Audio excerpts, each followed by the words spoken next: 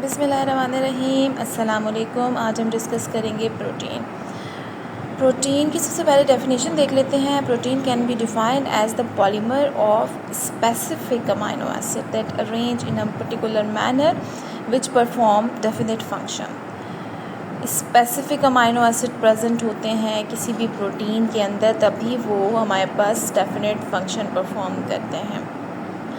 For example, आपने sickle cell anaemia का तो नाम सुना होगा, सिकल सेल डिज़ीज़ का नाम तो आपने सुना होगा।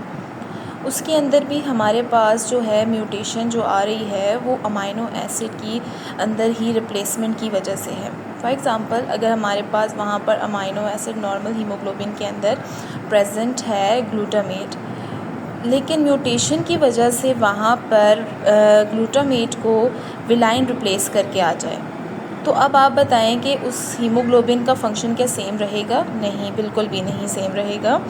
अब उसके अंदर क्या चेंजेस आएंगे कि जो हीमोग्लोबिन है उसकी वाटर सॉल्युबिलिटी कम हो जाएगी, जिसकी वजह से वो आरबीसीज़ के अंदर क्रिस्टलाइज हो जाएगा और डिस शेप हो जाएगा, उसका शेप ही बिल्कुल चेंज हो जाएगा। तो प्रोटीन के अंदर जो अमाइनो एसिड की अरेंजमेंट होती है वो एक स्पेसिफिकली अरेंज्ड होते हैं।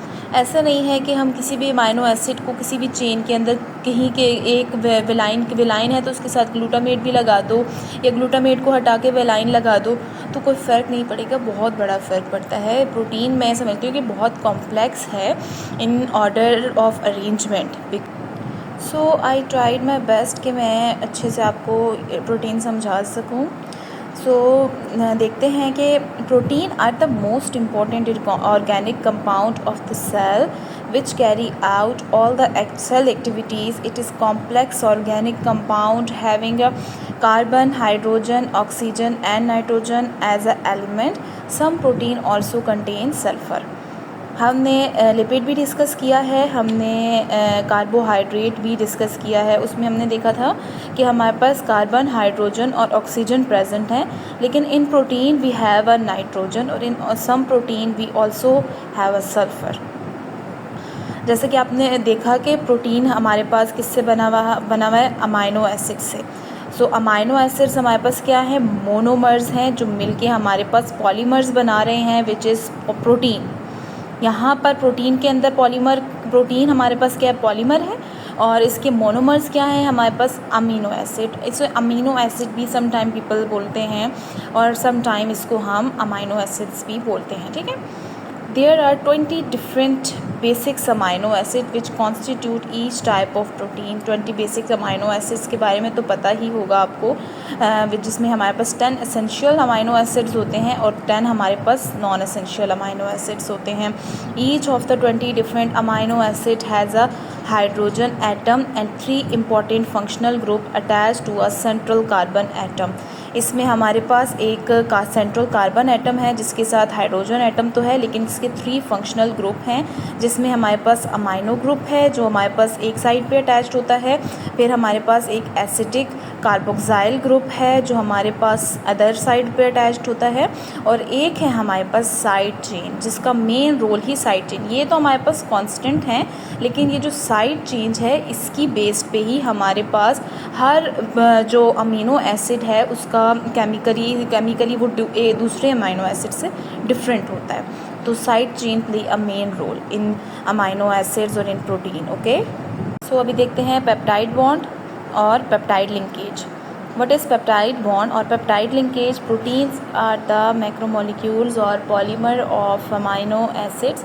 These amino acids are the monomers and linked with each other by a covalent bond called peptide bond और peptide linkage.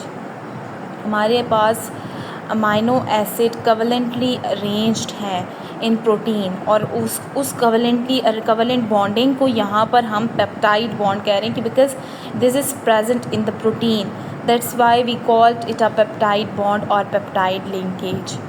अच्छा, ये बनता कैसे है? It always form between the carbon of carboxyl group of one amino acid and nitrogen of amino group of another. जिस तरह हमने देखा कि हमारे पास जैसे for example this is a glycine 1 amino acid, this is alanine 1 amino acid. हमने देखा कि हमारे पास एक तरफ अमाइनो ग्रुप है और दूसरी तरफ कार्बोक्साइल ग्रुप है।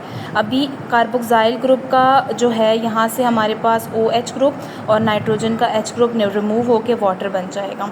यहाँ पर भी डिहाइड्रेशन सिंथेसिस के ज़रिए और हाइड्रोलिसिस के ज़रिए हमारे पास ब्रेकेज और कॉम्बिनेशन ऑफ अनदर कंपाउंड हो रहा है, जो हम पीछे बहुत अच्छे से डिस्कस कर चुके हैं दूसरे टॉपिक्स में।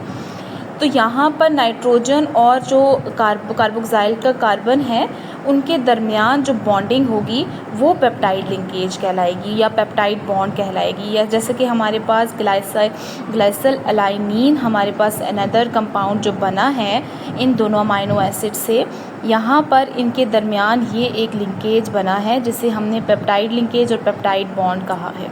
तो यहाँ पर हमारे पास बना कैसे है, वाटर के रिमूवल से।